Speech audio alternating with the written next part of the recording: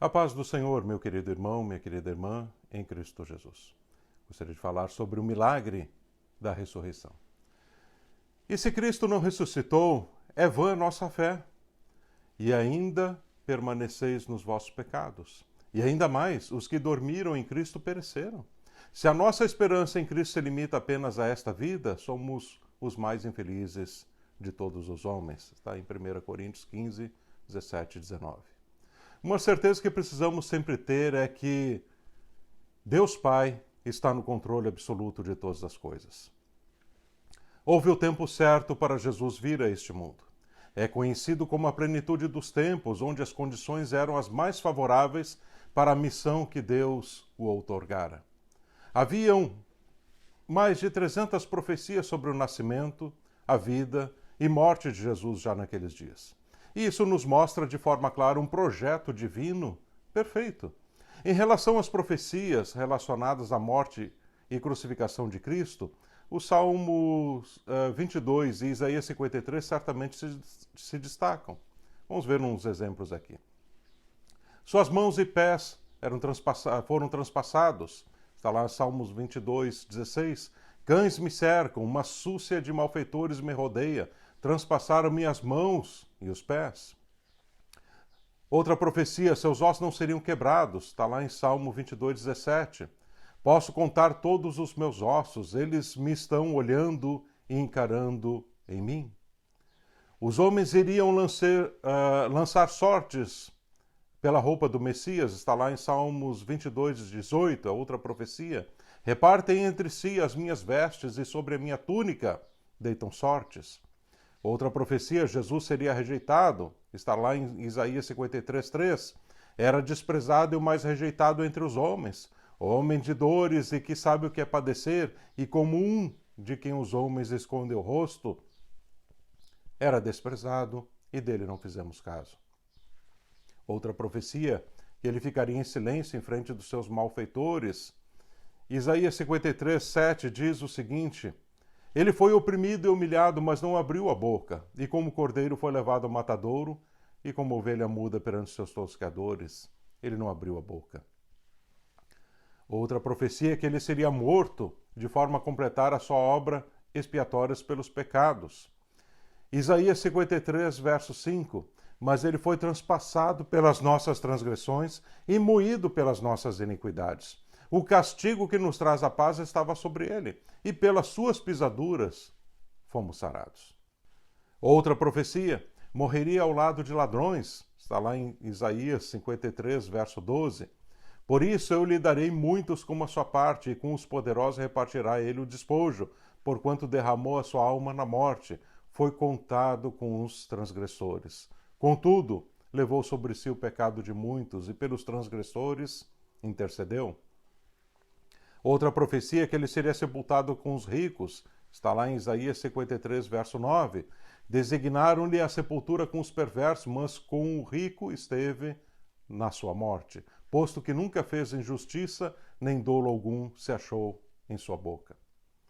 Todas essas profecias foram cumpridas em Jesus, nenhuma delas deixou de ser cumprida. O cristianismo, isso é importante você entender e guardar, o cristianismo não é uma religião, ele é um relacionamento com alguém vivo. Há muitas religiões no mundo hoje, mas cultuam seus mortos ou as suas divindades criadas pelas suas próprias mentes, pelas mentes humanas. Mas Jesus não foi criado pela mente humana. Ele não é alguém que viveu no passado e se foi há muito tempo. Jesus Cristo está vivo à destra de Deus Pai e intercede por nós. A ressurreição de Jesus Cristo dentre os mortos evidenciou que ele não era apenas um humilde carpinteiro. Ele era e é Deus. A ressurreição de Jesus confirmou a identidade de Cristo como Filho de Deus e sua vitória contra Satanás, o pecado e a morte. Eu quero que você veja 3 fatos sobre a ressurreição que muitos descrentes não querem avaliar. Primeiro, o corpo de Jesus nunca foi encontrado. A maneira mais fácil de alguém no século I, ou até mesmo hoje, provar que Jesus não ressuscitou dos mortos, seria mostrando o seu corpo, o seu cadáver. Após sua morte na cruz, o corpo de Jesus foi colocado em um túmulo. Uma pedra gigante foi colocada na frente da entrada A pedra foi selada e guardas romanos foram colocados ali para protegê-la. E ainda assim, seu corpo desapareceu sem deixar vestígios. Nunca ninguém encontrou o corpo de Jesus. E jamais poderiam encontrá-lo, pois ele ressuscitou, como havia dito. Jesus não tem um mausoléu em Jerusalém ou qualquer outro lugar. As suas cinzas não foram espalhadas na cidade de Jerusalém. Não há uma sepultura no mundo inteiro com seu nome dizendo: aqui jaz Jesus Cristo de Nazaré. Pois ele ressuscitou, glória a Deus. Ele ressuscitou dos mortos. Segundo, mais de 500 irmãos viram Jesus ressuscitado. Os cristãos não acreditaram na ressurreição de Jesus simplesmente porque o seu corpo desapareceu. Não. Eles acreditaram porque eles viram. Jesus apareceu pessoalmente para as pessoas. Ele apareceu mais de dezenas e dezenas de vezes para muitas pessoas. O apóstolo Paulo escreveu que foi sepultado e ressurgiu ao terceiro dia, segundo as Escrituras, e apareceu a Cefas e em seguida aos 12.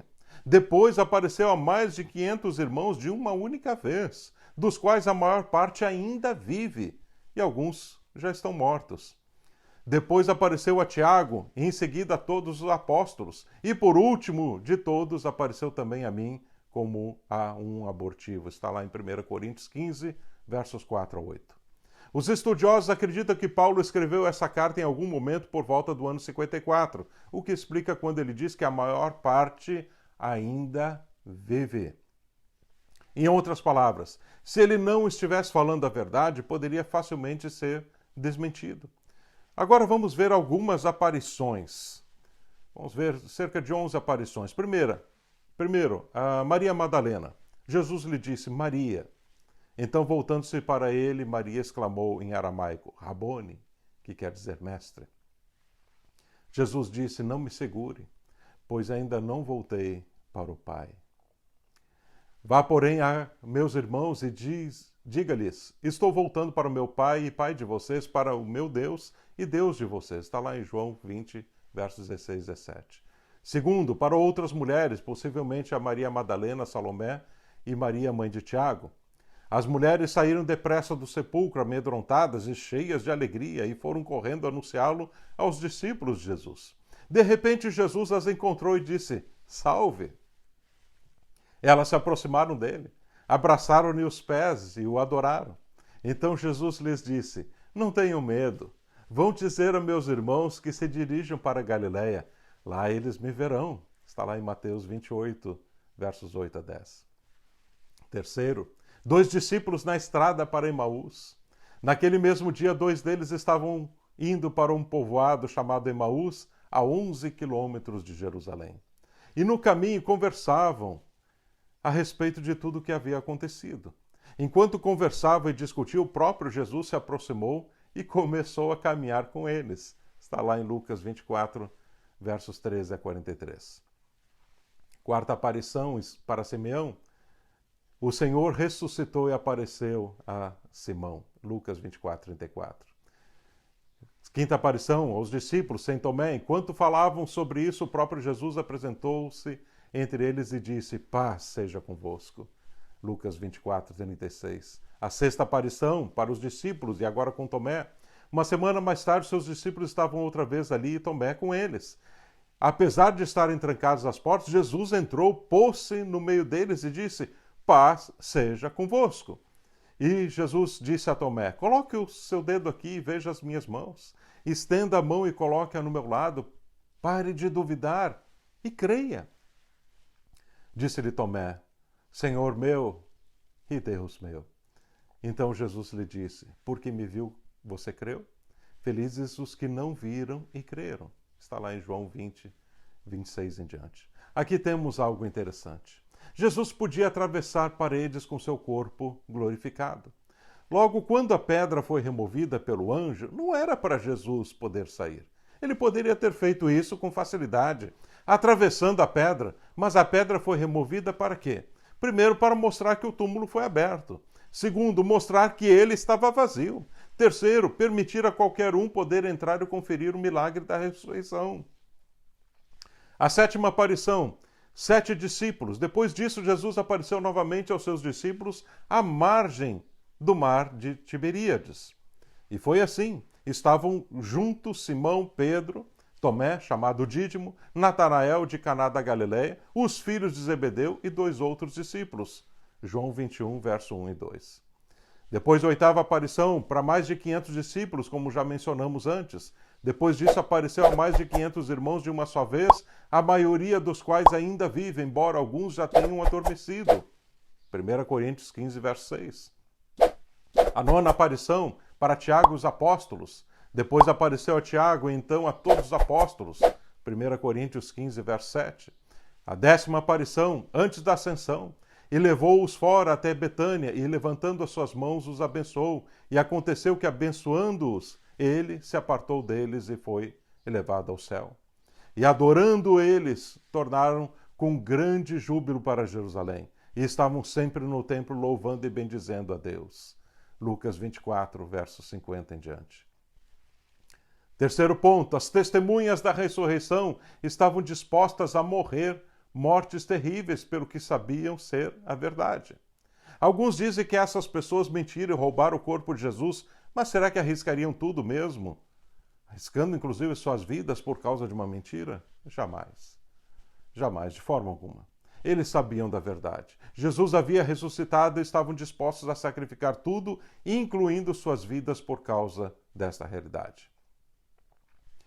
E a 11ª aparição, Jesus aparece ao apóstolo Paulo.